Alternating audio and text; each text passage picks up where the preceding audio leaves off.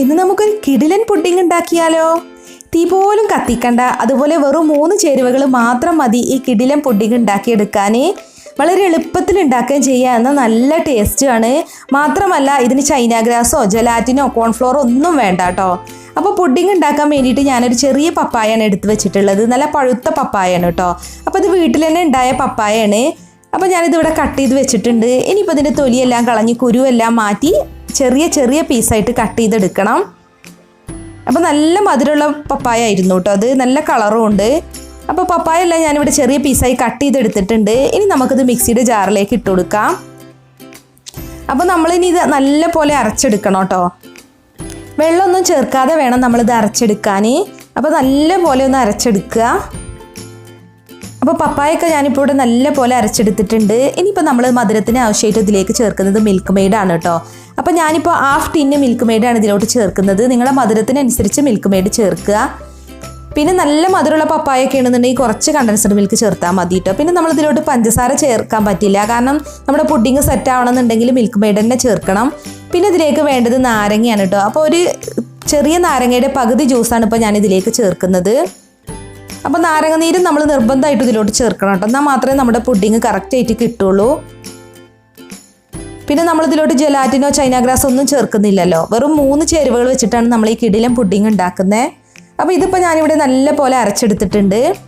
ഇനിയിപ്പോൾ ഇത് സെറ്റ് ചെയ്യാൻ വേണ്ടിയിട്ട് ബൗളിലോട്ട് ഒഴിച്ചാൽ മതി. അപ്പോൾ നമ്മൾ ഏത് പാത്രത്തിലാണോ പുഡിംഗ് സെറ്റ് ചെയ്തെടുക്കുന്നത് അതിൽ കുറച്ച് ഓയിലൊക്കെ ഒന്ന് ബ്രഷ് ചെയ്ത് കൊടുക്കണം. എന്നാൽ പുഡിംഗ് സെറ്റായി കഴിഞ്ഞാൽ പെട്ടെന്ന് തന്നെ പാത്രത്തിൽ നിന്ന് വിട്ടു പോന്നോളും. ഞാനിപ്പോൾ പുഡിംഗ് സെറ്റ് ചെയ്യാൻ വേണ്ടിയിട്ട് 2 ചെറിയ ബൗളാണ് എടുത്തിട്ടുള്ളത്. അപ്പോൾ ഇതിൽ ഓയിലൊക്കെ ബ്രഷ് ചെയ്തതിന് ശേഷമാണ് കേട്ടോ ഞാൻ പുഡിംഗ് മിക്സ് ഒഴിച്ചു കൊടുക്കുന്നത്. നിങ്ങൾക്ക് വേണമെന്നുണ്ടെങ്കിൽ പുഡിംഗ് വലിയൊരു പാത്രത്തിൽ വേണമെങ്കിൽ അങ്ങനെ സെറ്റ് ചെയ്തെടുക്കുക, അല്ലാന്നുണ്ടെങ്കിൽ ചെറിയ ചെറിയ ബൗളുകളിലോ ഗ്ലാസ്സുകളിലോ അങ്ങനെ വേണമെങ്കിലും സെറ്റ് ചെയ്തെടുക്കുക കേട്ടോ. അപ്പോൾ അത് നിങ്ങളുടെ ഇഷ്ടത്തിനനുസരിച്ച് ചെയ്യുക. ഇനി ഈ ബൗളൊന്ന് തട്ടി കൊടുക്കണം കേട്ടോ, എയർ ബബിൾസ് ഒക്കെ ഉണ്ടെങ്കിൽ ഒന്ന് പോകാൻ വേണ്ടിയിട്ടാണ്. ഇല്ലാന്നുണ്ടെങ്കിൽ നമ്മുടെ പുഡിംഗ് സെറ്റായി കഴിഞ്ഞാൽ കാണാനൊരു ലുക്ക് ഉണ്ടാവില്ല. അപ്പോൾ നല്ല പോലെ ഒന്ന് തട്ടി കൊടുക്കണം. പിന്നെ അതിനുശേഷം നമ്മളൊരു സ്പൂൺ വെച്ചിട്ട് ഇതിൻ്റെ മുകൾ വശം ഒന്ന് ലെവൽ ചെയ്ത് കൊടുക്കണം കേട്ടോ. എല്ലാ ഭാഗത്തും ഒരുപോലെ നിൽക്കുന്നതിന് വേണ്ടിയിട്ടാണ് ഒന്ന് ലെവൽ ചെയ്ത് കൊടുക്കുന്നത്. ഇനിയിപ്പോൾ നമുക്കൊരു സിൽവർ ഫോയിൽ പേപ്പർ വെച്ചിട്ട് ഇതൊന്ന് കവർ ചെയ്യണം, കാരണം നമ്മളിതിന് ഫ്രീസറിലാണ് കേട്ടോ വെക്കുന്നത്. അപ്പോൾ ഐസ് ക്രിസ്റ്റലൊക്കെ ആവാൻ സാധ്യത ഉണ്ട്. അതുകൊണ്ട് നമ്മളിതൊന്ന് കവർ ചെയ്തിട്ട് വേണം ഫ്രീസറിൽ വെക്കാൻ. 1 മണിക്കൂർ മാത്രം വെച്ചാൽ മതി. കൂടുതൽ സമയം വെച്ചിരുന്നാൽ പപ്പായക്കൊരു കൈപ്രസം ഉണ്ടാവും. അപ്പോൾ 1 മണിക്കൂർ ഫ്രീസറിൽ വെച്ചാൽ നമ്മുടെ പുഡിംഗ് സെറ്റായിട്ട് കിട്ടും. 1 മണിക്കൂറിന് ശേഷമാണ് ഞാനിപ്പോൾ ഈ പുഡിംഗ് ഇവിടെ എടുക്കുന്നത്. ഇതിപ്പോൾ നല്ല പോലെ സെറ്റായിട്ടുണ്ട്. ഇനി ഒരു സ്പൂൺ വെച്ചിട്ട് ഇതിൻ്റെ അരികുവശമൊക്കെ ഒന്ന് ഇളക്കി കൊടുക്കുക. അപ്പോൾ പെട്ടെന്ന് തന്നെ പുഡിംഗ് ഈ ബൗളിൽ നിന്ന് വിട്ടു പോന്നോളും. ഇനി നമ്മൾ സെർവിങ് പ്ലേറ്റിലോട്ട് ഒന്ന് കമഴ്ത്തിയിട്ട് ഒന്ന് കൊട്ടിയാൽ മതി കേട്ടോ. അപ്പോഴേക്കും പുഡിംഗ് വിട്ടു പോന്നോളും. അപ്പോൾ നമ്മുടെ പുഡിംഗ് ഗാർണിഷ് ചെയ്യാൻ വേണ്ടിയിട്ട് ഞാൻ കുറച്ച് ഡെസിക്കേറ്റഡ് കൊക്കനട്ട് പൗഡറാണ് ഇതിൻ്റെ മുകളിലേക്ക് ഇട്ട് കൊടുക്കുന്നത്. അപ്പോൾ നിങ്ങൾക്ക് ഇഷ്ടമുള്ള ഡ്രൈ ഫ്രൂട്ട്സ് ഒക്കെ വെച്ചിട്ട് പുഡിംഗ് ഗാർണിഷ് ചെയ്യാം കേട്ടോ. അപ്പോൾ ഇനി ഒരു ഭംഗിക്ക് വേണ്ടിയിട്ട് ഇതിൻ്റെ മുകളിലേക്ക് ഒരു ചെറി കൂടെ വെച്ച് കൊടുക്കാം. പിന്നെ നമ്മൾ ഈ പുഡിംഗ് ഉണ്ടാക്കുമ്പോൾ പ്രത്യേകം ശ്രദ്ധിക്കേണ്ട ഒരു കാര്യം എന്ന് പറയുന്നത് അധിക സമയം പുഡിംഗ് ഫ്രീസറിലോ ഫ്രിഡ്ജിലോ വെക്കരുത്. അങ്ങനെയാണെന്നുണ്ടെങ്കിൽ ഒരു കൈപ്രസം ഉണ്ടാവും. പപ്പായക്കുള്ളൊരു പ്രശ്നമാണല്ലോ ഈ കൈപ്രസം. പിന്നെ മാത്രമല്ല പപ്പായ കൊണ്ട് മാത്രമേ ഈ ഒരു ടൈപ്പിൽ പുഡിംഗ് ഉണ്ടാക്കിയെടുക്കാൻ പറ്റുള്ളൂ കേട്ടോ. അത് മാത്രമേ അങ്ങനെ സെറ്റായിട്ട് കിട്ടുള്ളൂ.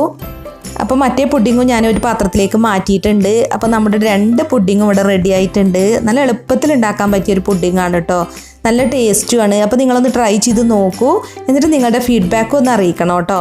അപ്പോൾ വീഡിയോ കണ്ടിട്ട് ഇഷ്ടമായി എന്നുണ്ടെങ്കിൽ ഒന്ന് ലൈക്ക് ചെയ്യുക, ഷെയർ ചെയ്യുക, അതുപോലെ നിങ്ങളുടെ വിലയേറിയ അഭിപ്രായങ്ങളൊന്ന് കമൻറ്റ് ചെയ്യണം കേട്ടോ. പിന്നെ നമ്മുടെ ചാനൽ സബ്സ്ക്രൈബ് ചെയ്യാത്തവരുണ്ടെങ്കിൽ ഒന്ന് സബ്സ്ക്രൈബ് ചെയ്ത് സപ്പോർട്ടും കൂടി ചെയ്യുക. സബ്സ്ക്രൈബ് ചെയ്യുമ്പോൾ അതിനടുത്ത് കാണുന്ന ബെൽ ബട്ടൺ കൂടി ഒന്ന് ക്ലിക്ക് ചെയ്യണം കേട്ടോ. അപ്പോൾ 3 ഓപ്ഷൻ വരും. അതിൽ ഓൾ എന്ന ഓപ്ഷൻ വേണം ക്ലിക്ക് ചെയ്യാൻ. എങ്കിൽ മാത്രമേ ഞാൻ പുതിയ റെസിപ്പീസൊക്കെ അപ്ലോഡ് ചെയ്യുമ്പോൾ അതിൻ്റെ നോട്ടിഫിക്കേഷൻ നിങ്ങൾക്ക് കറക്റ്റായിട്ട് കിട്ടുള്ളൂ. അപ്പോൾ മറ്റൊരു കിടിലൻ റെസിപ്പിയുമായി നമുക്ക് വീണ്ടും കാണാം. താങ്ക്